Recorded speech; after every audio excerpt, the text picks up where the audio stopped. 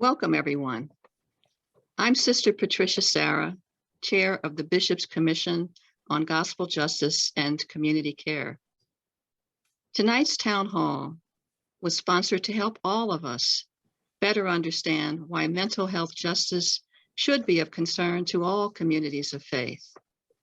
The issues we will focus on this evening are how important it is for mental health professionals to respond to mental health crises. When police respond and rely primarily on standard police training and tactics they learn for standard police work, the results are often sadly tragic. For a more just and compassionate response, additional resources are needed.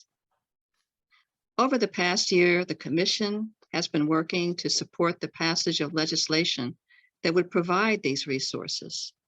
The Mental Health Justice Act of 2021 and AB 988, the Miles Hall Lifeline Act. We are grateful to all who help sponsor and support our letter writing campaigns, and we urge the passing of these bills. If after tonight you are interested in going more deeply into these and other intersections of gospel justice, policing, and community care, we invite you to visit our Facebook page. Many thanks to Canon Jamie Edwards Acton for the many resources he has compiled on these subjects. We are also interested in obtaining your input on these issues. Our hope is that together we can work towards making our communities more just as well as more safe. Now, during this presentation of our speakers, and as other people are commenting and asking questions, you don't have to wait until the end to pose your questions. Just offer them in chat, but they won't be visible to anyone other than those people that are helping to put forward those as many as we can. So someone will be going through those comments and trying to present them as many as possible. So now I want to turn things over to our Bishop John Taylor, who will offer you some additional words and will also introduce our special guest, Representative Katie Porter.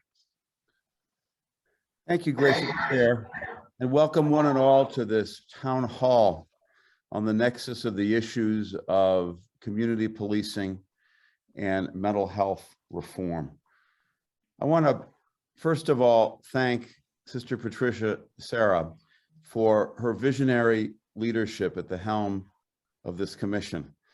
She's an attorney, she's a contemplative, she's an activist and advocate, and she's a pastor. And the gifts she's brought to the work of this commission, which will mark its second year of activity this September, have been incalculably great. I'd also like to join her in thanking all who made this evening possible. You've already heard about Jamie Edwards Acton. In addition, Aline Campbell Langdell, Sam Pillsbury, from whom more later, Bob Williams, Melissa Campbell, and Samantha Wiley. And Deacon Sam will be introducing our panelists, Gigi, Pete, and Tawn, a little bit later. The commission was formed following the murder of George Floyd in May of 2020. And the Executive Council of our Episcopal Church called on dioceses to find a way to be in urgent conversation with local law enforcement about issues of equity and fairness and safety and racism. And so we undertook that challenge and formed this commission in the fall of 2020. And before too long, it was clear that one of the issues that we wanted to take up was to make sure we did all we could to advocate for the resources which are so desperately needed to make sure that local law enforcement is able to send trained personnel to situations where armed response would be dangerous for the people of God in our streets. It's not the only thing our commission focuses on, but it has taken on a central role. And that's why we've called together these experts tonight to help us learn more and find out what more we can do to be part of this process. Our diocese has 128 parishes and missions in 5.5 counties. We are in every neighborhood, virtually, from the San Luis Obispo to the San Diego border, from the Pacific to all the way to Needles in along the Colorado River. And we, all of us, therefore, have a story to tell about the relationship we have with our local law enforcement, sheriffs or police. And there's not one family that hasn't been touched by the mental health crisis that we'll have explained to us in great detail by our experts today. And so if you're here, perhaps getting to know the commission for the first time, follow Sister Patricia Serra's invitation to the website, but also ask yourself whether now might be the time for you to consider joining us on the commission. Our meetings are every month. We talk about these and many other issues. And if you're interested in law enforcement, police reform, mental health reform, we need you on the commission. Any other issue that touches community safety and gospel justice, wherever you are in the Diocese of Los Angeles. Now, on to our keynote speaker tonight. She was born in Iowa, which is one reason why Congresswoman Porter has a heartland perspective. Before long, it was off to Phillips Academy, to Yale University, to Harvard Law, where she graduated magna cum laude.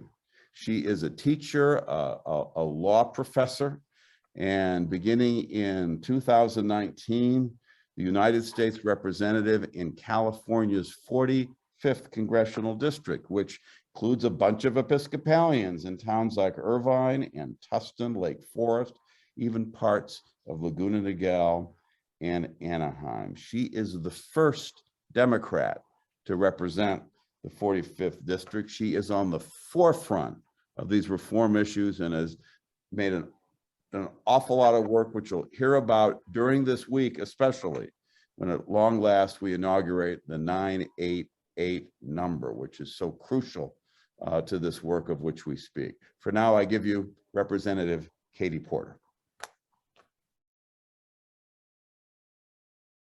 Everyone, this is Congresswoman Katie Porter. Thank you so much to the Diocese of Los Angeles for inviting me to join you all tonight. And thank you to the Bishop's Commission on Gospel Justice and Community Care for holding this important discussion on mental health and justice. When I met with Bishop Taylor and Sister Terry last year, I was so pleased that the diocese is actively advocating for strong mental health care policies, and I'm proud to be a partner in that work. Our communities are facing a mental health epidemic. 1 in 4 adults have reported symptoms of anxiety and depression since the pandemic started. And right here in Orange County, our children's hospital saw a 40% increase in emergency admissions last year. In light of these grave statistics, I'm proud that community leaders are providing innovative solutions to prevent mental health conditions from becoming crises. For example, using resources I supported through the American Rescue Plan, our schools have hired qualified mental health specialists to help promote mental wellness for students, freeing up teachers and school counselors to focus on education. Just like with physical health, even the best prevention tactics do not eliminate emergencies or stop chronic illnesses. That's why I'm glad that this week, the 988 Suicide Prevention and Mental Health Crisis Hotline went live throughout the country. This hotline will connect people in crisis with the specific resources available in their communities. But simply creating the hotline isn't enough. We have to make sure that call centers and first responders have the resources they need to respond to calls and that callers get the care that they need. I'm working to give mental health professionals the tools they need to promote both mental health and community safety. Working with local organizations that built Orange County's crisis response units, I wrote bipartisan legislation, the Mental Health Justice Act, to expand our model nationwide. My bill would create a grant program to hire and train special first responder units so that the people responding to calls about mental health crises are trained mental health professionals. This is an approach that's supported by the most important voices in our community, from mental health providers and patient advocates to emergency room doctors and law enforcement officers, all of whom played a hand in drafting the bill.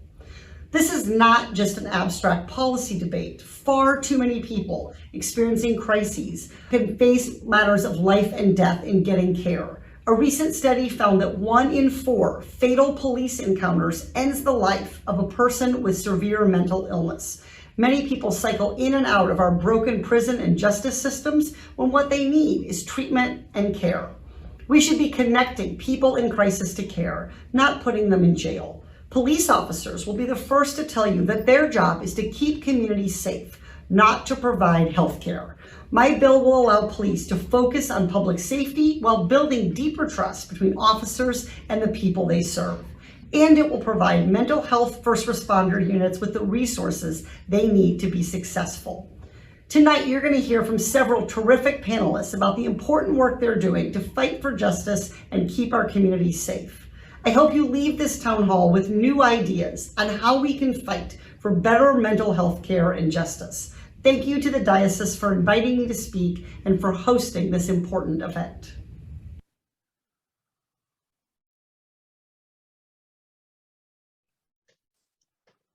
We are very fortunate to have Representative Porter advocating, legislating, and supporting the needs of our communities for mental health justice and so many other issues as well. We're grateful for her being able to appear to us by video. Next, I want to introduce Deacon Samuel Pillsbury.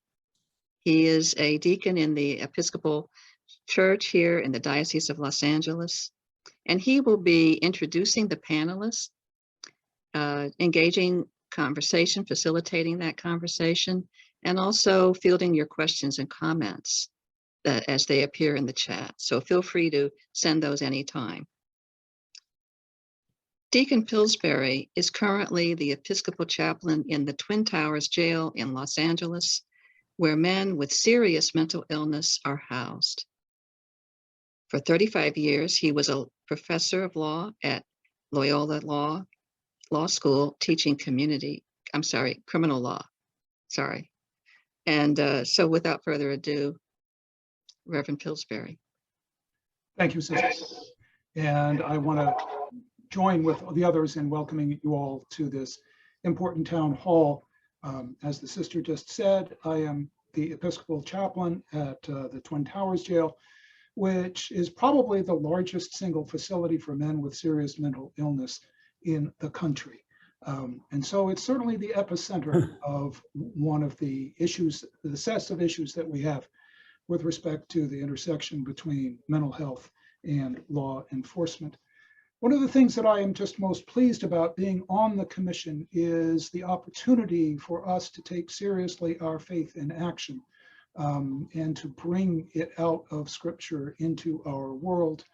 One of the things that we see in the Gospels as Christians is how often Jesus is encountering hurt people and healing them, and how often those hurt people are folks that we would today say have mental illness, people who are really tormented, to whom he brings peace, which I think is a terrific message for us in what we are called to do in all the varieties of ways of doing healing. What we're going to do is we're going to hear from 3 panelists, and what I will do is I will briefly introduce each before they're speaking, and they will speak for 5 to 7 minutes or so, and then I will do another introduction for the next speaker, and after all 3 have had their opportunities, we will have a discussion, which I will begin by perhaps directing some questions myself, and then we'll go to the chat and take it from there. I do encourage you all to engage with the chat, as this is really very much about community and needs to be interactive. The first of our speakers is Tawn Hall. She is the mother of Miles Hall and the founder of the Miles Hall Foundation. She's had an experience of the most profound pain in the fatal shooting of her son by police when he was experiencing an acute mental illness episode. And she has made that experience into a life's work for greater justice, working to support and protect families, by educating communities about mental illness and by protecting those suffering with mental illness from excessive force by law enforcement. Her message to us all: Black lives matter. Black minds matter. Her son Miles matters, and that change is possible and inevitable. Tawn, thank you so much for being with us. Thank you for having me. I appreciate you guys having me. So I guess it's my time to talk to you guys, right? Yeah. All right, well, I just want to thank the Bishops Commission for allowing me to be part of this mental health town hall. As you explained who I am, my name is Tawn Hall. I'm the executive director of the Miles Hall Foundation, a 501c3 that was created in the aftermath of my 23-year-old son, Miles Hall, being shot and killed by the police on June 2nd, 2019, while experiencing a mental health crisis. Now, Miles was the kind of person you'd want to know. He was kind and gentle, thoughtful. He was also a self-taught musician who learned how to play the piano on his own, wrote powerful rap beats and lyrics, and he was adored by his family. And him and his sister, little sister Alexis, were best friends. I met Miles's dad, Scott, when I was a junior at San Diego State. We fell in love, got married, started a family right away. And we are actually going to be celebrating our 27th wedding anniversary in September. We moved to Walnut Creek, an upper middle class neighborhood, because of the really good schools and the safe community. We were living the American dream. We had a house we purchased, a car, 2 kids and a dog. But things started to dramatically change with Miles after he graduated from high school. He seemed stubborn and didn't want to work or do much of anything. I tried to encourage him to speak to a therapist, but he wouldn't talk to anybody. He just needed to see a doctor and get diagnosed, but he wouldn't go. And as time went on, his condition got worse. And he started to think he was Jesus. And he began to go to our neighbors' houses and preach to them, knocking on their doors. But he just didn't understand that there was anything going on mentally. But we could tell, as far as his family and friends, that something was going on. And it was also dangerous for him to be going to neighbors' houses. As his condition continued to deteriorate, I found out more information about you need to be a danger to self, danger to others, or gravely ill to get someone help that doesn't want help. And that's a police code. It's called a 5150, or a non-voluntary hospitalization. I found NAMI and I took their 12-week family-to-family class. This class is like mental illness 101. I have a bachelor's degree in psychology, so I was familiar with some of the signs that were happening. But one of the instructors did tell me, contact law enforcement, make sure they know who your son is. And at that point, I realized this is really truly a fail-first system, and that preventative help was almost impossible for me to find. I also found out that Miles had 3 5150s, and in 18 months, we might be able to get him a conservatorship. And this process is called Laura's Law. So I was hopeful that this route could help him get conservatorship. And then in April 2017, Miles started to show more interest in the Bible and God. He started sending disorganized texts to family and friends that didn't make sense. He was knocking again on people's doors, thinking he was Jesus. And I'm concerned about my African-American son. We live in a white community, and I was worried about what could happen to him. So I was scared for his safety. I contacted the police to make sure that they knew who he was, that he lived in this area, he grew up here. I was introduced to a mental health officer who confirmed that neighbors were actually calling about him. But she said there wasn't anything she could do because he wasn't a danger to self, danger to others, or gravely ill. After 4 long months, and with the help of police, we finally got Miles into an inpatient facility where he was diagnosed and prescribed injectable medicine for his schizoaffective disorder. But when he came home, he was a new person. We saw that medication was night and day. We had our son back. We were so hopeful and so encouraged. And then 8 months later, he started to have hallucinations and delusions again. So I called now the mental health officer that I have a relationship with, and I let her just know that, he was starting to show signs of deterioration. And she unfortunately didn't answer that day. But I did speak to a sergeant on duty, and he said he remembered Miles from the last encounter where they were able to get him help. And he said he would help if something escalated. And I had thought we had a partner and that would help Miles. And the next day, Miles was in a full crisis. He broke a sliding glass door at our house with a garden tool that a neighbor gave to him, which he just thought was a staff on God. 911 was called and explained that Miles was having a mental health emergency and we needed an ambulance. 4 officers arrived on the scene, and within 30 seconds, they were shouting his name, escalating the situation, and beanbagging him. And mind you, this is in a big, huge cul-de-sac in the middle of the day, and Miles had a garden tool that he wasn't brandishing. When I arrived at the hospital, the mental health officer said we were the model family and we did everything right. I said, how can we be the model family if my son is now dead at the hands of police? At this point, I knew it was my life's work to make sure this doesn't happen to another family. Our friends and neighbors, we organized right away. We created a community organization called FOSAF, which stands for Friends of Scott Alexis Town Hall. We weren't being quiet, and we were holding the city council accountable, but they weren't compassionate to us and treated us like troublemakers. I also began to connect with other families who had lost their loved ones to police violence. This was a club that no one wants to be in.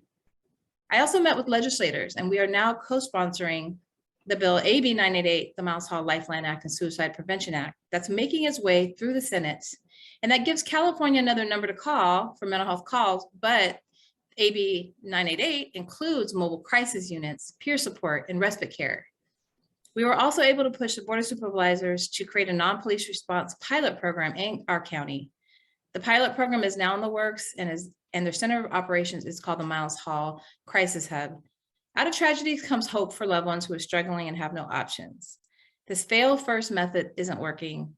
And our mission is to support families by educating communities about mental illness and protect those most impacted by mental illness from excessive use of force by law enforcement. And we are so happy that AB 988 is on the way because that is going to be taking away a lot of the criminalization. Our loved ones should not be criminalized for having mental illness. And like I said, I'm so hopeful for this new legislation. But thank you again for letting me be here today, talk about my beautiful son, who should be breathing right now and living his life. But you guys can definitely, I'll put in the chat, our website, as we are at 501c3. So thank you, and say his name, Miles Hall. Thank you so much, Ton. And of course, we will say Miles Hall. Thank you. Remember him. Thank you. Our next speaker is Gigi Crowder.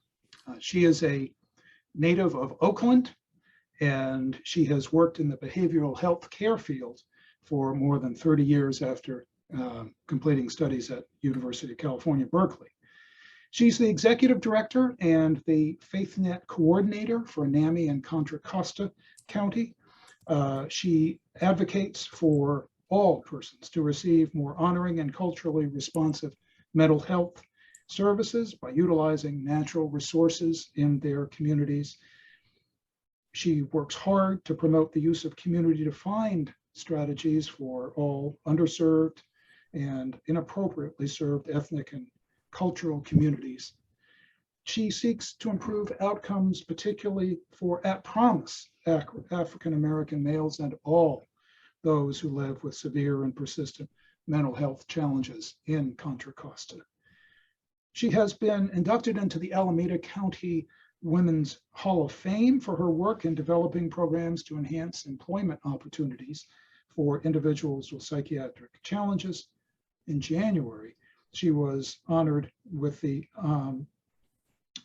in honor of Martin Luther King, she was named the 2022 Adult Humanitarian of Contra Costa County by the Board of Supervisors. Gigi, we welcome you and invite you to share your experiences with these issues working in the community. Thank you so much. So after my studies, I thought I'd go into the mental health field, and I had some wonderful jobs working at what we call the clubhouse model. And that's when you focus on an individual's strength versus their weaknesses. So I was working there, a nonprofit organization, recognizing that, hey, if I want to send my sons to college as a single mother, I probably need to have some benefits.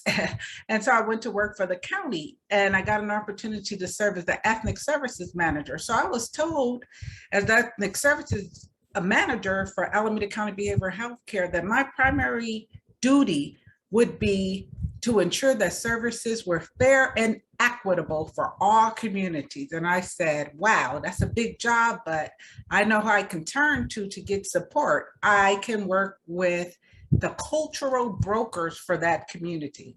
And because individuals who live with mental health challenges first turn to their faith community for support when they're in crisis, I thought, oh, let me develop the training tools so that when they get there, the faith leaders have the skill set needed to best support them.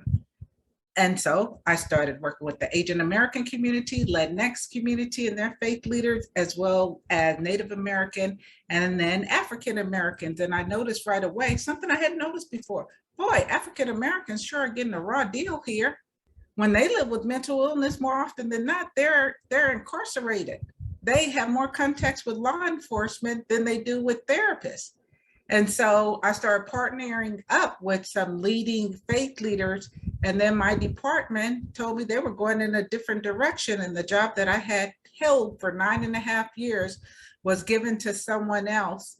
But I knew that God was a part of the plan because I was commuting every day and it was getting longer and longer amount of time. And I resided in Contra Costa County. So it was not so horrible to me because I was able to go work for NAMI, National Alliance on Mental Illness, the longest grassroots organization that advocates. And so I said, well, there I'll likely be able to advance some of my personal agenda around using faith-based practices as community-defined practices and move away from what is called evidence-based practices, even though evidence-based practices is not normed in communities of color, even though they're the largest group of people that county systems work with. So I soon found out that 70% of the young people who live with, who are incarcerated at juvenile hall live with a diagnosed, not we think they may live with mental illness, no, diagnosed mental illness. So of course that means we're criminalizing mental illness. But on June 2nd, 2019, I got a call from another advocate and she said a young man in Walnut Creek had been killed by law enforcement. And I was just, oh no.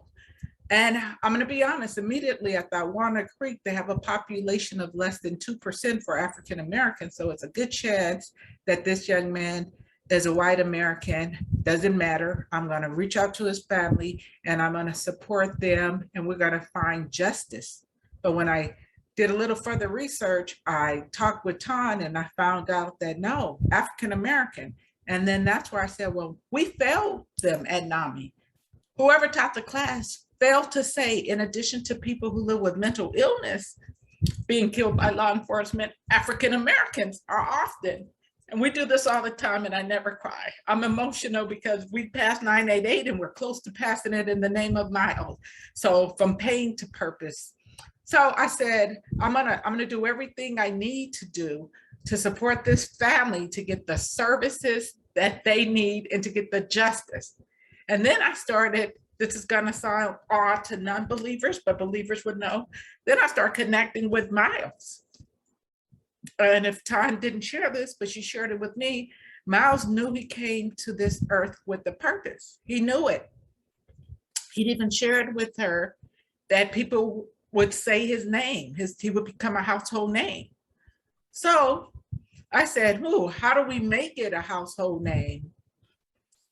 We need a program and it needs to be named after him. We need bills and it needs to be named after Miles. So he started kind of guiding my steps around advocacy. And I went to our board and I said the next year it's going to be focused on a non-police response to mental illness. It's going to be focused on reducing the number of African Americans who are incarcerated and going to jail instead of getting treatment services. And then as Ton started sharing stories with me, she shared with me that part of Miles' anxiety was because in order for him to get 5150, because when a person lives with a mental illness, we have to wait until they're at their worst to get support for them.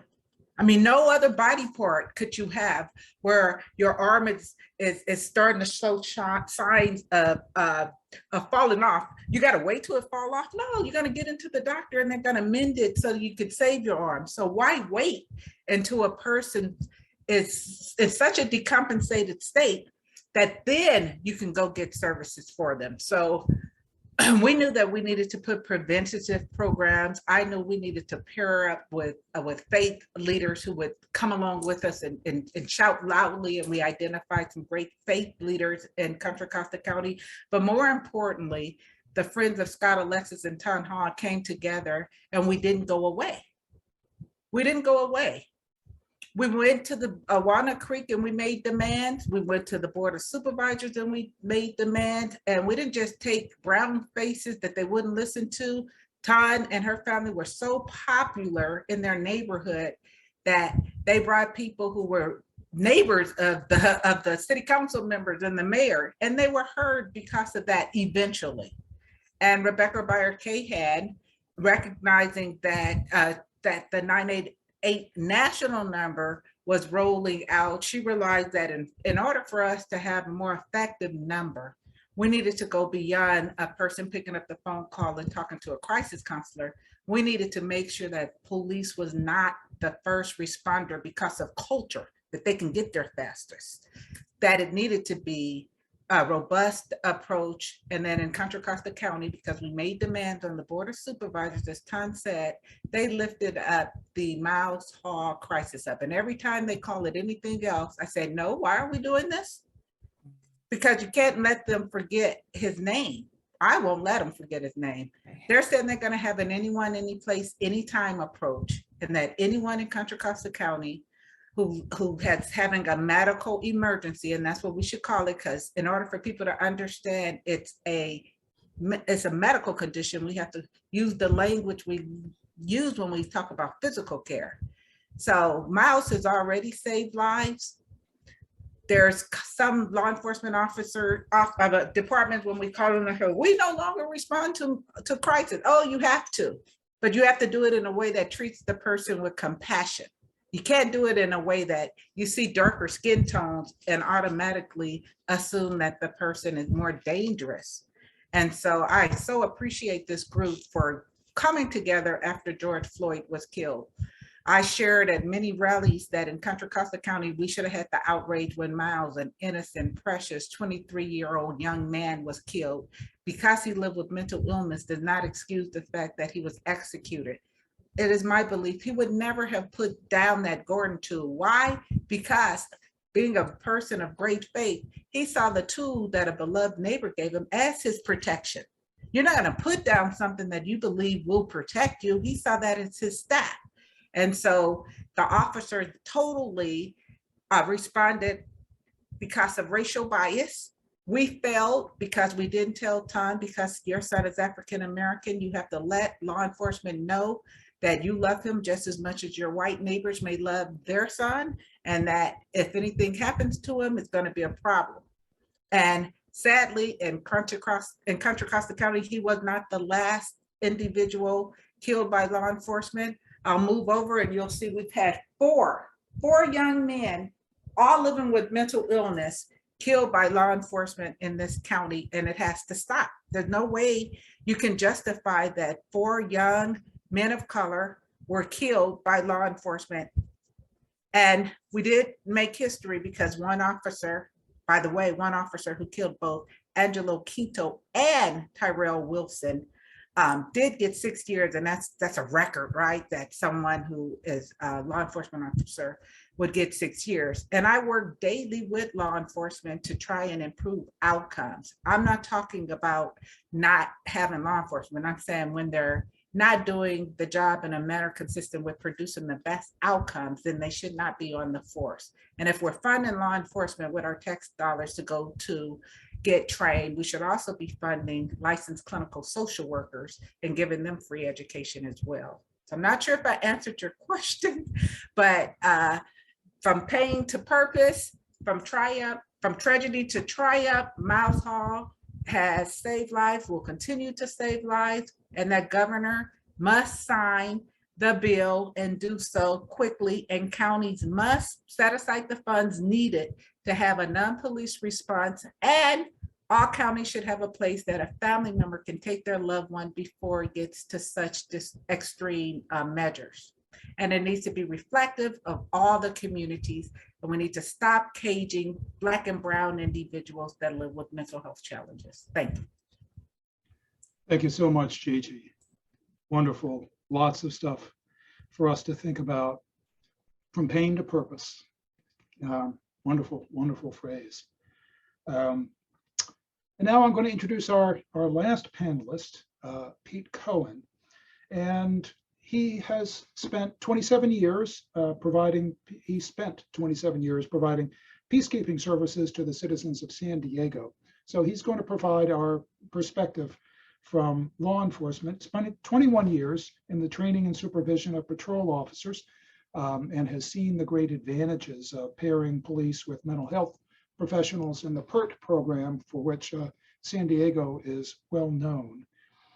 Pete, I should disclose, is a family friend, and one that I thought would be great for our panel because of his commitment to good peace, to seeing law enforcement as peacekeeping, that it involves respect for all. I suspect that this has a lot to do with who his dad was, who was a great friend of ours, Albert Cohen, a UCC minister, a timeless advocate for racial and environmental justice. We miss you, Al. From the time I was a young man, and through odd circumstances had the police beat in Jacksonville, Florida, I have thought that one of the very hardest jobs in the world to do well is to be a patrol officer. Maybe not so hard to do badly, but to do well is incredibly difficult. And Pete is someone who knows about that, takes the difficulties of that seriously, and policing with compassion. And I am very interested in hearing, Pete, what you have to say. Thanks. Thank you, Sam. And let me start by just sending some love and shout out to the diocese for continuing to have this as a priority, have this dialogue as a priority. In the business for 27 years, 1988 through 2015, been retired 7 years now. And so there were a number, 1988 to 2015, as we know, there were a number of incidents around the country and no doubt around the world where justice wasn't a large part of what happened during a law enforcement incident. And the topic would be front and center for a period of time. Generally speaking, as I looked back on it and did some research, it seemed like the topic would be a priority for a week, 10 days, maybe 2 weeks. And then we would be back to basically status quo, where we wouldn't be talking about issues of consequence, matters of consequence, when it comes to law enforcement and its role and its relationship with the community and its effect on certain members of the community, and in particular, people of color, and more particular than that, Black and African-American citizens. Rodney King came around, and I was suspicious and concerned that maybe we were going to spend another week or 10 days or 2 weeks somewhat in crisis and with addressing this as a high priority and potentially doing something about it, at least talking about it and potentially doing something about it. And then we were going to go back into a status quo situation where there really wasn't going to be a lot of change, necessary change. So I want to say to your diocese in Los Angeles, your community of faith in Los Angeles, that I highly respect your ability to keep this on the table and to keep it as a priority, because I'm pretty certain that it's not going to end with this town hall meeting. It's not going to, I'm pretty certain that you're going to continue to do this. It sounds like you're committed, and I respect that a great deal. I also want to say that it's an absolute honor to be on this panel with Gigi, with Tawn, with Sam, an absolute honor. And I also think that it's critical that law enforcement personnel are included in this dialogue. And so I have a great amount of respect for you inviting me, and then it's an honor to be here. I think it's important that I share with you what led me to wanting to be what I call a peacekeeper, and what the state of California actually calls a peacekeeper. My parents were born into East Coast families of means, and they both made a conscious decision to basically separate themselves from those families and move to the West Coast and become agents of social justice. So I was raised in a social justice environment, as early as 5 years old, when my parents decided to, I can be sarcastic and I apologize in advance, but when my parents in their infinite wisdom decided to, in 1965, adopt a young infant, basically person of color in Fullerton, California, the heart of Orange County, I have to tell you that didn't go real well. We happen to have the last name of Cohen.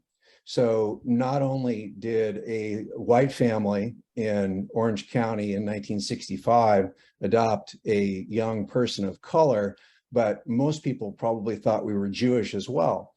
So it didn't go well. Crosses burned on the front lawn, death threats over the phone. Everything that you can imagine that the John Birch Society would be able to throw at us, they threw at us. So these were formative years for me. We ended up moving from Orange County to Pasadena in 1969, when there were 3 school districts in the United States that were integrating school districts. I believe they were Berkeley, Pasadena, and maybe Boston. I'm not exactly sure what the third one was. I think they were on the East Coast. So my parents enrolled the 4 of us in an integration experiment in Pasadena. And initially, I was bused to a community of color as an elementary school student, and then as a junior high school student and a high school student, communities of color were bused to a local high school that I walked to. So I grew up in that environment. I grew up in an extremely multicultural environment. I grew up in a household where I have some separation anxiety issues, because my parents were spending so much time saving the world that maybe their 4 kids were ignored a little bit, and maybe not supervised as well as we should have been supervised at times. But I can get over that at this point in time. I've done my therapy. I've done my emotional work, and I can excuse them because they were really working on it to the point where I have photographs of myself in the basement of a church in the Central Valley with Cesar Chavez at a very young age. My father was calling from jail cells in Selma, Alabama, when he was down there working with Martin Luther King. My mother was deported from Saigon, Vietnam during the Vietnam War, when she and others gathered on the steps of the U.S. Embassy in Saigon to demonstrate against the war in Vietnam. She was deported and eventually made it safely back to the United States. That's the environment that I grew up in. I was also an athlete. I wasn't in high school to study. I didn't go to college to study. I was an athlete. I loved athletics, and so relatively, obviously physical. I was looking for something physical to do, but I also was looking for something service oriented to do. I wasn't profit motivated. I was service motivated. That's how I was raised. And I had an interest in law enforcement, and I thought, well, okay, I hear a lot of bad things about law enforcement. I heard a lot of bad things about law enforcement. They were the enemy in my household growing up. But you know, in my mind, it was like, if maybe I need to see whether or not I can change some of that and treat people differently and do things differently. So I eventually did join the San Diego Police Department, promoted relatively quickly to first line supervisor, and realized that that is the position in a law enforcement agency that is going to directly affect what goes on the street. I was a patrol supervisor for 21 years.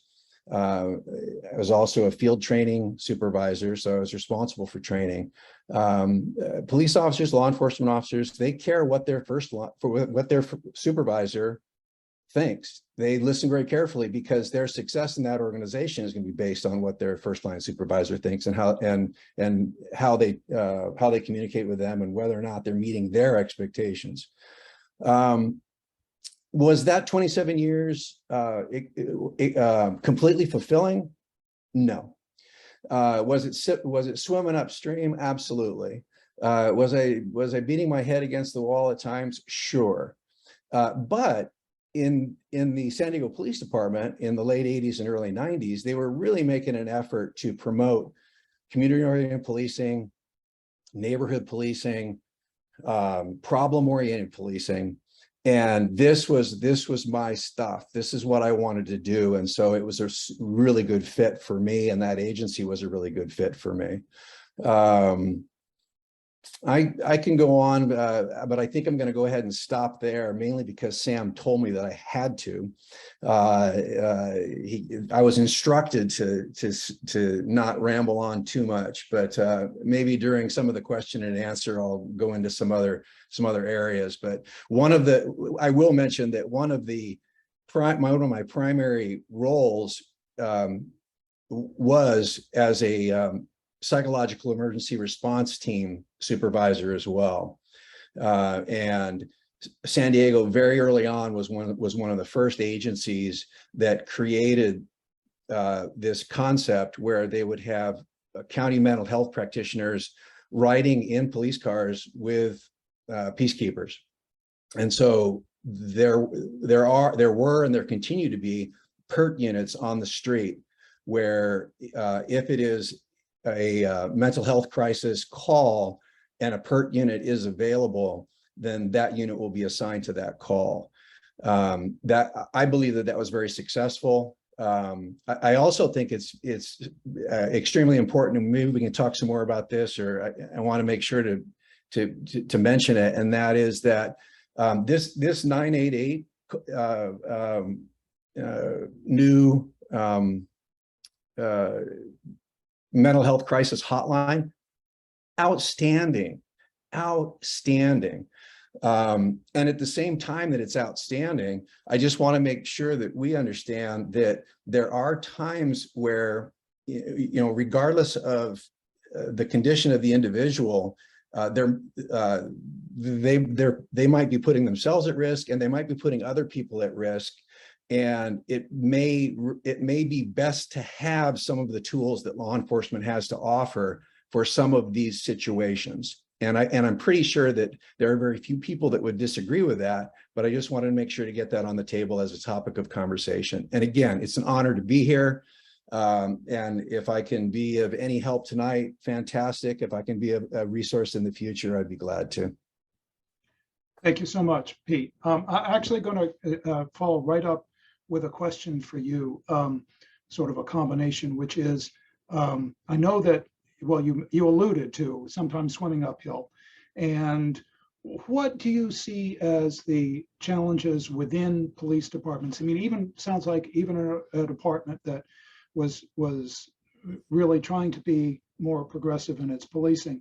What are the challenges in that? And particularly, what are the culture mindsets that get us to a place where the wrong things happen at the scene, where mental health really gets treated as a person with mental health gets treated as a threat that they in fact are not?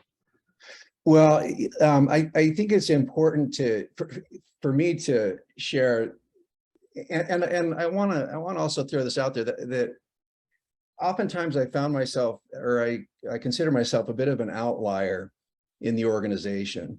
So when I'm expressing myself, I want to make it clear that just because I fully understand that what's going on in law enforcement is a result of hundreds, if not thousands of years of history.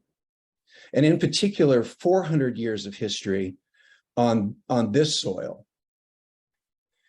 Just because I understand that, and I am willing to admit that, and I am willing to talk about that, and I am willing to say that, yeah, I grew up in this frenetic household focused on social justice, where the guy that at the dinner table one night is at the dinner table one night, and by morning we're watching the news, and I'm looking and I'm going, hey, isn't that guy lying down in front of the B-1 bomber over there? Isn't that the guy that we ate with last night? Just because I have this perspective, it's not for whatever reason. Oh, and even though I was raised and molded in this social justice environment, I still present myself as a 6'2", 220-pound privileged white guy. And so I get that. I totally get that. But not everybody, but it's far more difficult for other people in law enforcement organizations. And you notice that I'm retired, right? And why don't we have an active peacekeeper here today? Well, I think it's even more difficult for active peacekeepers to express themselves and be engaged in this dialogue. But the challenge, the main challenge is for law enforcement organizations, people who are in law enforcement organizations, to be open to dialogue, to be open to being disagreed with, to be open to discussing historical context and how we got here, and systemic issues, whether it's systemic racism or whether it's systemic approach to mental health, whether it's a systemic approach to addiction. Why in the world did we as a society think that it was going to work out to incarcerate addicts? Why in the world did we think it was going to work out to incarcerate people experiencing mental health? So creating dialogue is I think is going to be one of the biggest challenges. And there are chiefs of police out there who are more than willing to be part of this dialogue. I can name them. And there are people throughout various levels, throughout organizations around this country, who are more than capable to be engaged in this dialogue. And I can name some of them. But it's too few and too far between, Sam. Thanks, Pete. So I guess maybe I'll take that question also back to Tawn and Gigi, whichever or both that you'd like to speak to, and that is your experiences in engaging law enforcement. And I guess I'll throw in sort of my observations from many years of watching the criminal justice system, which is there is engagement with the public-facing leaders of law enforcement who know often pretty well how to do that, but don't necessarily represent the actual culture of the rank and file. And then the whole variety of folks who work in law enforcement. My question being basically, so where have you seen your successes and where are your great frustrations in terms of engaging law enforcement who may well end up being at the scene, even if we would prefer there to be others responding first or taking the lead? I'll just share it. We lifted up the what would be called the Mouse Hall Crisis Hub we worked alongside law enforcement, and it was those law enforcement officers who had personal experience with mental illness who carried the most compassion and understanding, those who had lost their partner and had formed relationships with individuals from African-American communities. So the education is really a big part of it.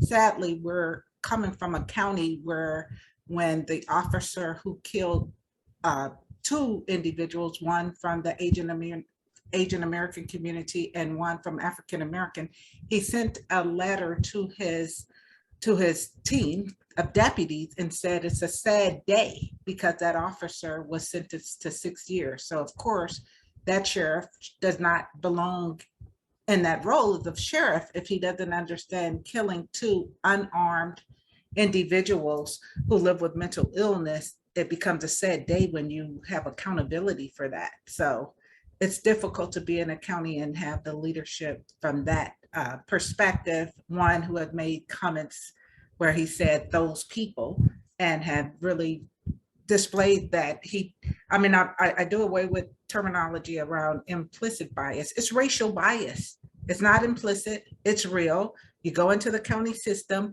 you look at who's incarcerated. In Contra Costa County, African Americans make up less than 10% of the population, but show up 55 to 60% in the mental health criminal justice units. It's plain there for everyone to see. So my experience has been there's some law enforcement officers who really respect why they went into the field, and they want to get the bad guys, not those who live with mental illness and have maybe committed a crime because they were untreated. And so I work well with law enforcement officers who want to take the person alive and then have them have their day in court. And I even want, Sam, I even want to reframe that a little bit. I want to reframe that a little bit, that my language is important. Gigi is very important. And are they really bad guys? Or are they people who harm others? Are they people who do bad things? So I actually wasn't interested in getting the bad guy. I was interested in protecting people who were exposed to other people who wanted to harm them. Thank you. That gives me the opportunity to name what we have in place. It's not a criminal justice system, it's a criminal punishment system. And until we change that, then we'll also be continuing to cage people who don't deserve to be there. yeah, and I certainly see that all the time in jail, where the line between punishment and what the law calls something else is absolutely impossible to see when you're seeing it up front. When I go in the Twin Towers and I go and visit all these guys who are in what are called HOH cells, high observation housing, and they're there because they're seriously mentally ill and have a criminal charge. It's the worst incarceration you can imagine, and a really big overrepresentation of people of color, particularly African American. Yeah. And I think that there is just a systemic way in which the system works here, and it's not just law enforcement by any means. It's lawyers and courts, and it's a complex interaction of who is most suspicious of the system and for good reason, and who the system is most suspicious of for no good reason. It's a dynamic that it's very difficult to watch play out day after day. Dawn? Yeah, no, I mean, I would say as Miles was dying in the hospital after him being shot by the system that I was supposed to trust, that after 2 years of letting them know my son has a mental illness and them trying to work with us, but it for her to say, you guys are the model family, right? She said that because of the efforts that we did make to try to make sure they knew who he was. And it didn't matter. So my husband always says, he's like, if that was a white kid in that neighborhood and he had his golf club and he had it, to his chest, there's no way that kid would have been killed. There's just no way. Because people see, that identify that they're not like them, right? So, and I felt like they just wanted to extinguish Miles. And he literally, like, it was the middle of the day, bright day, like and he was just trying to run home. Like, there's no reason for Miles to have been shot. And I encourage you guys all to go on to our website. There's a video on there. I mean, it's horrific. You wouldn't think, as someone calling for property damage at your own house, that, your son is going to be killed because he's carrying a garden tool that he's not even garnishing to or brandishing to anybody. So it's just, there's a lot of implicit bias. And that's a lot of the work that our foundation that we've created in honor of my son is focused on, right? It's about the implicit bias. It's about racial equity. It's about making sure we have a non-police response to mental health crisis calls. And that's why I'm so hopeful for, the legislation that is happening. I think we're going to take away a lot of the stigma and a lot of the criminalization. And that's the dialogue that we need to be having inside law enforcement buildings.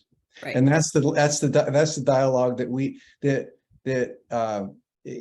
in San Diego, we actually in the early 90s, I think,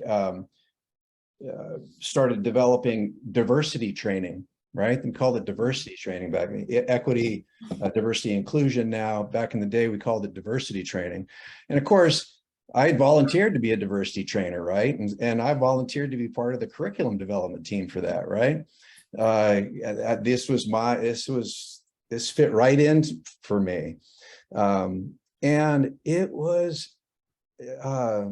amazing how much pushback there was within the organization to engage in this dialogue. Law enforcement officers are required by police officer standard and training through, that's a state licensing agency, to go to advanced officer training, I think once every 3 years maybe. And as part of that, diversity training was a 4-hour block. I think it was a 4-hour block. We were only asking them to discuss this for a 4-hour period. But for many peacekeepers, that was extremely challenging. And so, Sam, you asked about some of the challenges that we face. This is one of the topics where engaging a group of peacekeepers in this type of dialogue, and not only among themselves, but what about engaging in this dialogue with the community, having peacekeepers and community members there, having a multi-ethnic group there engaged in this dialogue. I will share that after Miles was killed, I did go to our county and I said the only way we're going to bridge the gap of understanding, because sometimes family members do call on law enforcement without an understanding of what a 5150 is. So in our county, 35% of the calls for 5150s don't result. We also live in counties where law enforcement agents who have been in an academy for 9-10 months make the decision, not a licensed clinical social worker. It's law enforcement who gets to decide without the skill set, which of course that doesn't make any sense. So I've known family members who've gotten into they're almost taken away because they know what they're seeing, but law enforcement is saying no. In the case of Miles, I also have to share the fact that in desperation to get him the help he needed, he had a pocket knife and was charged with that. He had to fight in court that this pocket knife, and of course you're going to start decompensating when any of us who's worried about possibly going to jail are going to be more symptomatic. So just the whole system not understanding when a person lives with mental illness, you have to give them some leeway around that. And then whenever I'm called to come and do any training, and it's just a check the box, meaning they give me an hour or less to do it, it's not going to be effective. People change because of consequences. They don't change from 45 to an hour of sitting there being forced to learn about other cultures. It's not enough time to do it, and it's not going to produce the best outcomes. We've had a lot of success with bringing family members from diverse communities in, and I demand that enough time is spent with the family members sharing, this is what it's like for an African American when they pick up the phone and make the call. This is follow what happens for an African American who lives with mental illness, and what part can you do to break that cycle of imprisonment? Yeah, absolutely, absolutely true. I wonder, Gigi, if you could say just a little bit about NAMI. One of the things that we want to do on the commission is to always connect with the needs of the diocese, and certainly on mental health issues, these can come on very slowly, or they can come on very fast, and many of our families in the diocese and diocesan leaders, don't really know what resources are out there. So if you could tell us a little bit about NAMI, which I know has done such wonderful support work for so many people. Yeah, we now have a campaign around hands, not help, not handcuffs, but the national new CEO, Daniel Gillison, is really dynamic around looking at the most hard-hitting challenges and facing them hands-on. But I will say that my NAMI, the one that I'm the executive director, is not like all other NAMIs, because I've pushed limits a lot more than some others do. Traditionally, NAMIs are made up of older adults, white Americans, and they're not as inclusive as we'd love them to be, but we're working on it. But our mission is to educate, advocate, support, and do outreach for communities. And when I got to Contra Costa County, it was like, okay, all communities. That means I have to hire a staff reflective of the community and deliver what I call community-defined strategies. How do you heal? Reducing harm by using a first do no harm approach, and then holding the hands of individuals who are seeking support for themselves, are the family members who are, and really, I spend more time in courtrooms than I do in treatment centers, working with the DA and public defender, trying to get charges reduced or trying to get charges eliminated because the person lives with mental illness. And so that's what we do at NAMI. But at NAMI Contra Costa County, we definitely try and make sure it's what individuals need. So we created like a law enforcement resource brochure. If you're going out to these families and you're not going to deem the person eligible for a 5150, they don't meet that criteria yet, at least leave some resources with the family members. You do that for the domestic violence, well, do it for these families. Give the family a place to go. Don't wait until it's at a medical emergency before you decide to intervene. So we've been working with law enforcement agencies. Most of them are carrying the brochures now because the phone calls have increased, and but we're largely volunteer based. And so if we don't have a staff person reflective of that community, we can identify and meet the language need through our volunteer pool. Gigi, that's a really good analogy, the domestic violence analogy, because I was coming in 1988. Law enforcement culture was right in the middle of evolving when it comes to domestic violence response. And the state, the government decided that it was a high enough priority that law enforcement officers, peacekeepers, would be mandated to take certain actions when it came to responding to domestic violence calls. And so using that as an analogy in your dialogue when you're dealing with policymakers, I think could be very productive to mandate law enforcement officers to take certain actions. The resources, right? Okay, well, we're not going to make the 5150 call on this. We're not going to initiate a 72-hour hold for this individual and take them for psychological care. However, maybe there's something we can do, and by mandate, I think mandating it probably is necessary. Yeah. Because if you don't mandate it, then you're going to get whatever that particular peacekeeper is going to do, what their priorities are when they show up on the scene, or whatever the expectation of their first line supervisor is, right? So I see that as very productive. And boy, would I love to be able to call officers peacekeepers again.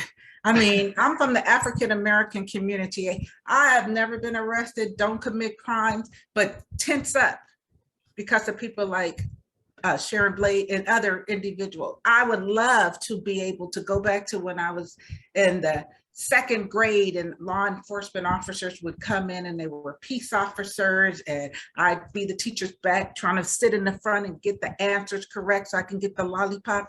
We all deserve that. We all deserve to see an officer and feel safe, but not threatened. And many community members, we do not. We feel like we're in harm's way when we see Black and white cars.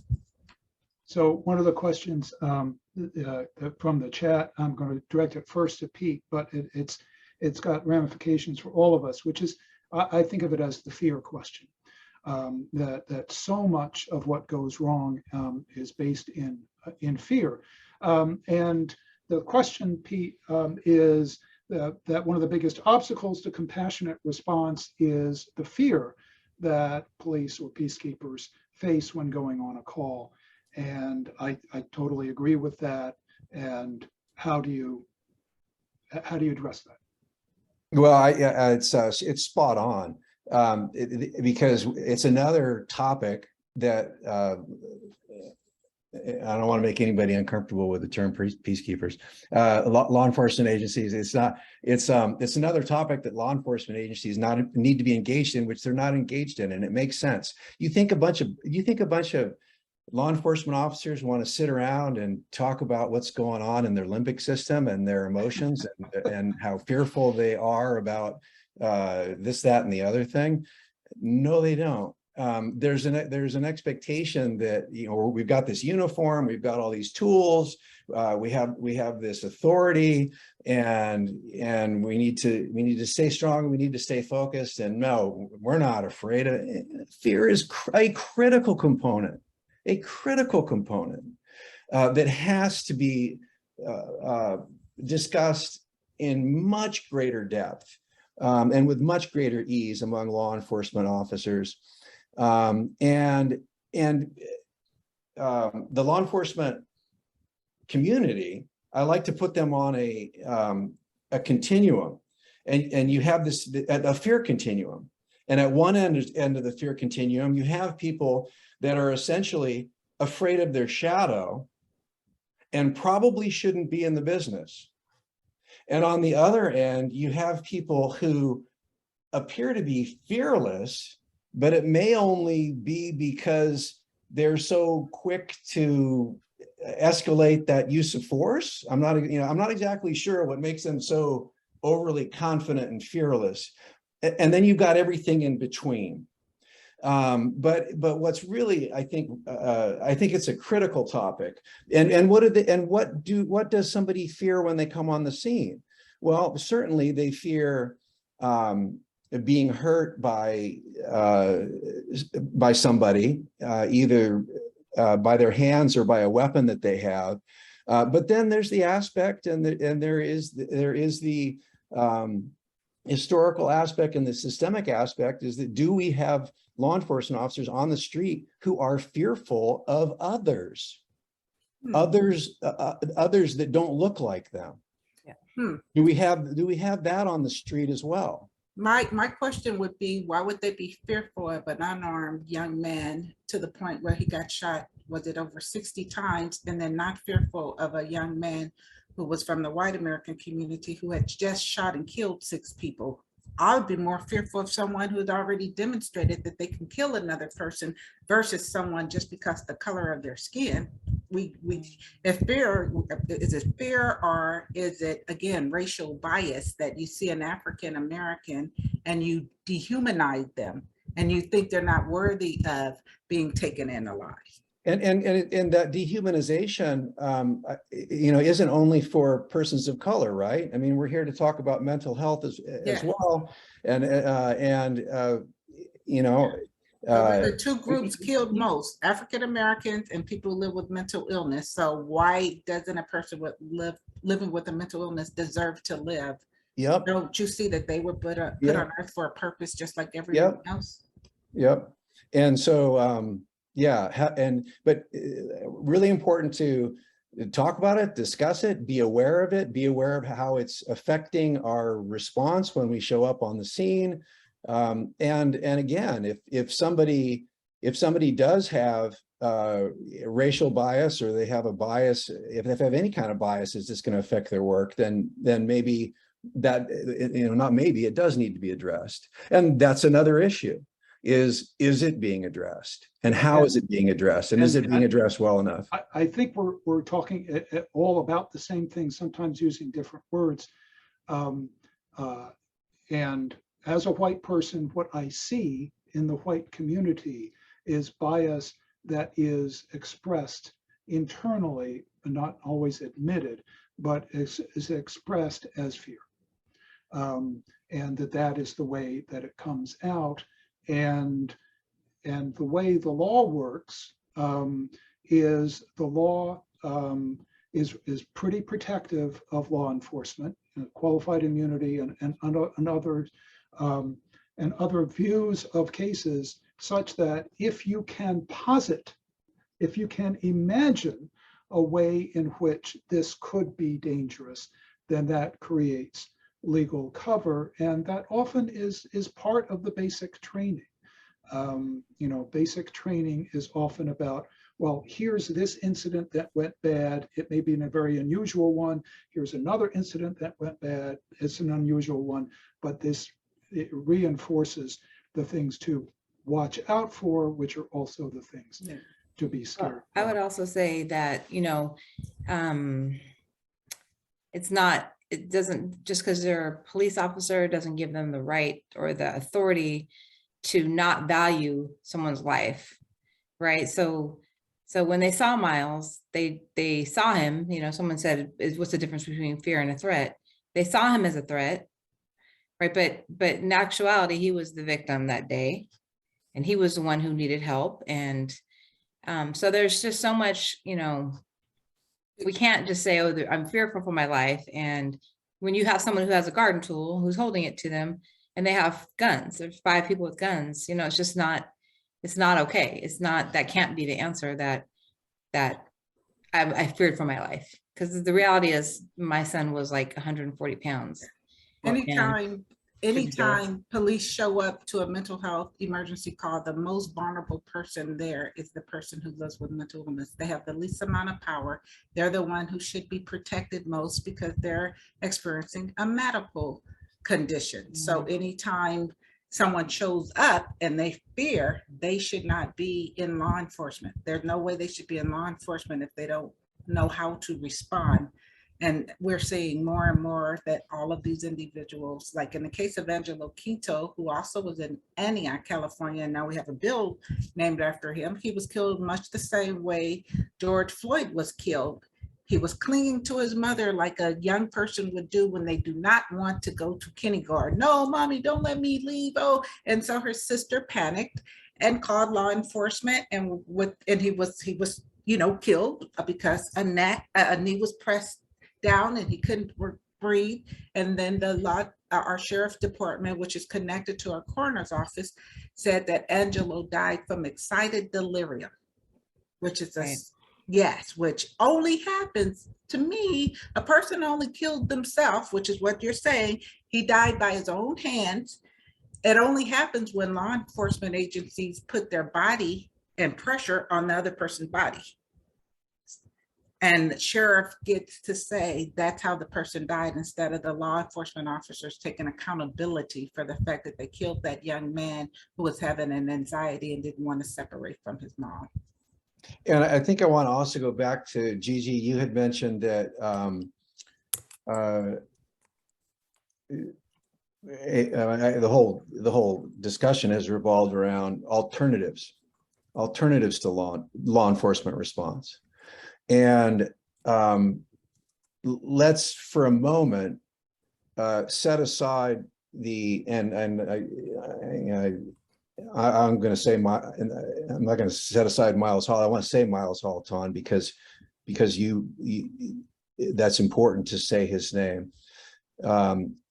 But let's set aside for just a moment those law enforcement officers who fear others to the point where their bias affects the way in which they handle the situation. Let's set that group of people aside for a moment.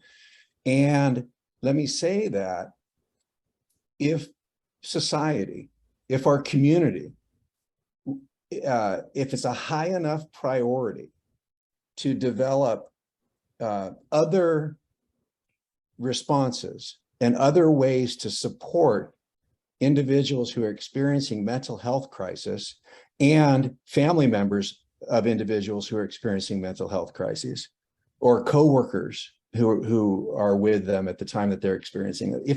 If there's a way to develop other methods for helping these people, I can pretty much guarantee you, and it was mentioned earlier, I forget whether it was by Ton or Gigi, that probably 100% those who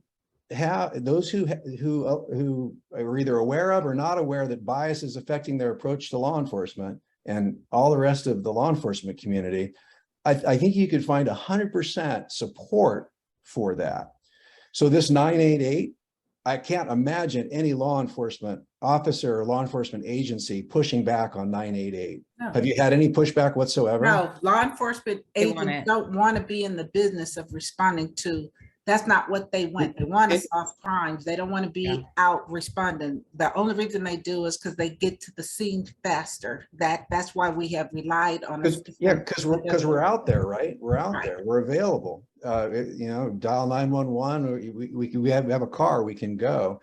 You know, at some point during this, somebody brought something up, and I thought about, well, okay, yeah, in the basic police academy, the basic California Post Police Academy, you guys probably know, I don't remember, how many hours of mental health education did I get in a basic post academy? Our counties. 10.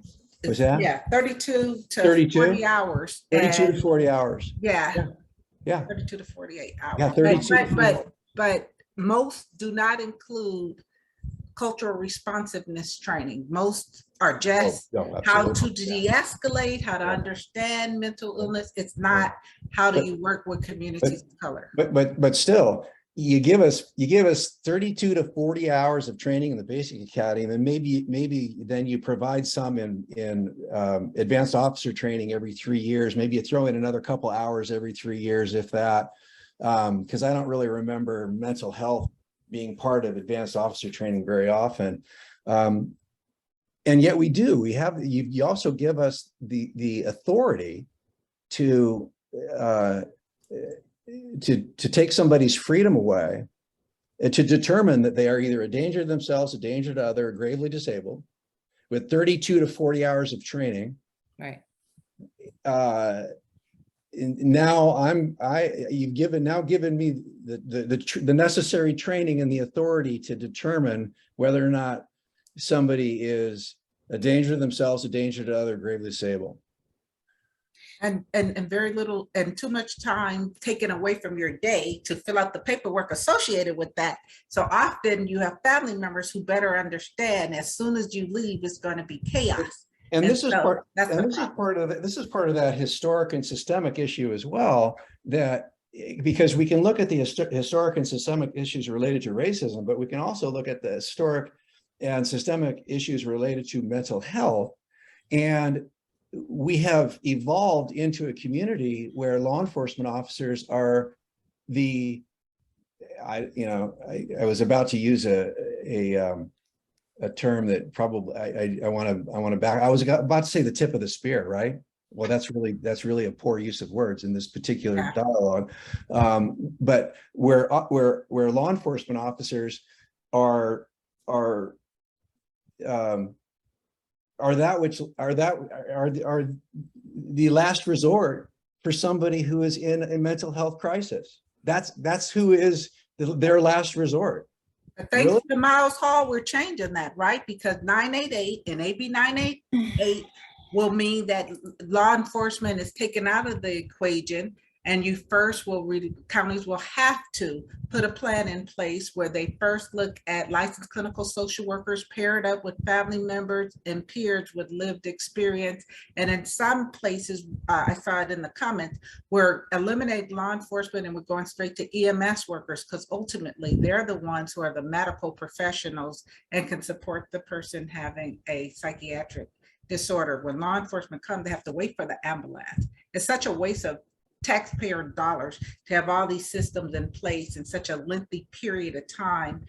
If the person even needed that, they still, and then they get to the hospital psych emergency services and they have to stay there until a person is put in the restraint. So it's such a poor use of our taxpayer dollars to have law enforcement even involved in a medical emergency. I'm assuming that part of the dialogue that has occurred throughout the process, especially since Miles Hall's death, I'm assuming that some of the dialogue that's been included in this has revolved around law enforcement and maybe other people as well, admitting that in a 988 hotline response, there may be a situation that arises that requires some type of law enforcement involvement, that there are weapons involved, or well, we know that we would never remove law enforcement, but as we said, they only about 35% of the time does it escalate to a 5150. So of course, if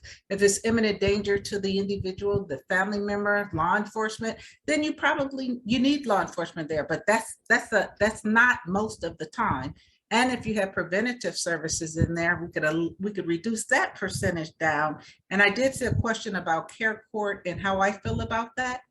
We don't have a luxury in the African-American community when the racial bias around housing and supporting people who live with mental illness, the answer to it is that they die on the street. So it's not popular with everyone because you're involving people with the court system. But for my child, I'll force any type of treatment I need to get them the care that they need. So many African Americans, Latinx never get treatment services. They only get jail.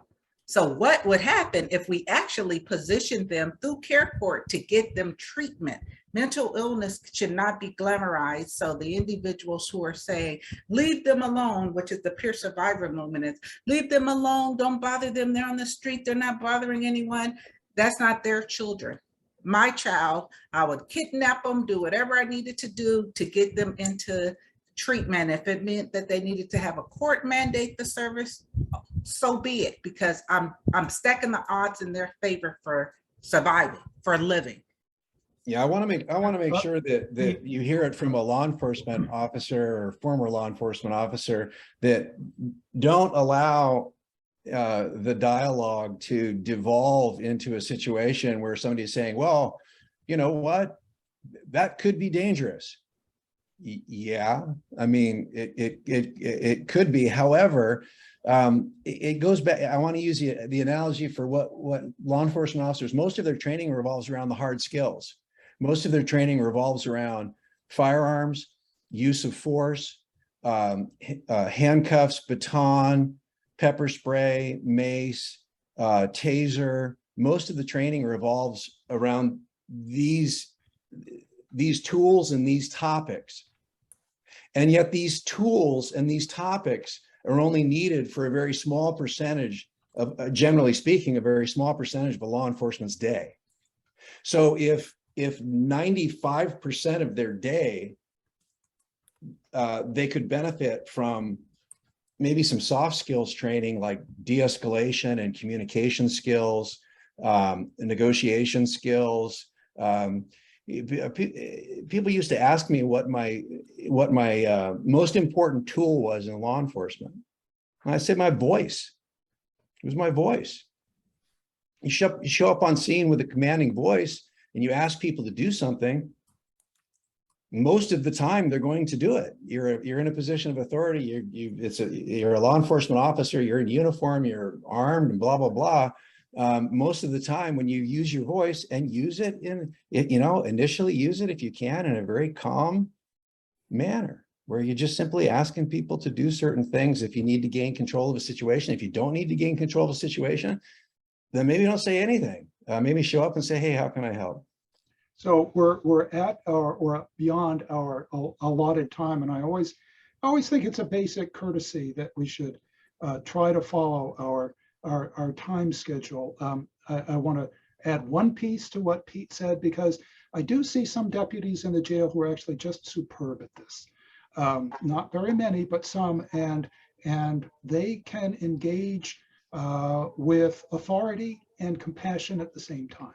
And it's not an easy thing to do, but it's absolutely there and it's absolutely doable. And the best training there is to watch somebody do it. And you just say, whoa, how did you manage that? That guy was just totally out of it. And it's like, 10 minutes later, things are kind of in control. Wow, it's doable. I want to thank our panelists, and I want to give Tawn, if you had maybe one last word for us to finish with the panel, and then I'm going to throw it back to Sister Terry, Sister Patricia for our closing. Yeah, no, I just, appreciate you guys being on this call tonight. I think education is important. A lot of people don't understand the things that a family like ours have faced. I know there's some other people on this call who have, but that's the work, why we work so hard, why we've worked so hard for the last 3 years to make sure that there are real change. And like I said, Miles deserved better. He should be here. And it's our mission to make sure that the police are removed from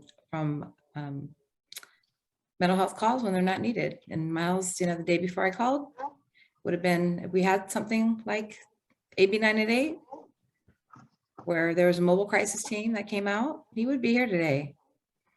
So I just, it's really just important, I think, for you guys, just the education and understanding. So I appreciate you guys being on the call, because it could be one of your family members, and now you have a little bit more information, and there's resources for your family members that will be, or that are here. Thank you, Tawn. Thank you, Pete. Thank you, Gigi. Sister Patricia. Thank you, Sam. And what a robust discussion. There were so many things that were shared, so much from the heart, so much of experience you've had. And we're deeply grateful to all of our panel members. We're sorry we couldn't get to some of the questions, but perhaps they were answered indirectly through the wonderful exchanges that were moderated. And this isn't the end. We will be doing more, and we hope to engage with the whole diocese on some of these ways in which you can be helpful in supporting us and supporting the Miles Hall, say his name, the Miles Hall Act, Lifeline Act. It's going to be passed very soon, but maybe some of you would like to help write some letters, because they're asking us to. I'll hopefully get the word out of how you can write letters to make sure that the legislators know, you all see how this can be helpful to save lives, to decriminalize those experiencing a mental health crisis, and to give the families the hope that they need, that these tragedies can be put to an end. So thank you all. Thank you for your participation, and you'll be hearing from us. Yeah, thank you. Thank you all. Say his name, Miles Hall. Say his name, Miles Hall. Miles Hall. Miles Hall. Thank you, guys. Miles Hall. Hey, sister, how about a prayer? Oh, that's wonderful. Well, Heavenly God, Any- giver of life and health, comfort and relieve those challenged by serious and chronic mental and emotional illnesses. Give your power of healing to those who minister to their needs, that they may be strengthened in their weakness and have confidence in your loving care. Help those in power heed the prophets, such as those we have heard tonight, who demand justice for those suffering from mental illness. Sweep away the sins of racism and prejudice that put the innocent at risk in our neighborhoods. Bless all in law enforcement who devote themselves daily to the common good and the safety of all. Keep this name on our lips, Miles Hall. We pray all this in your mighty name. Amen. Amen. amen. Thank you. Amen. Thank you, sister. Thanks to all.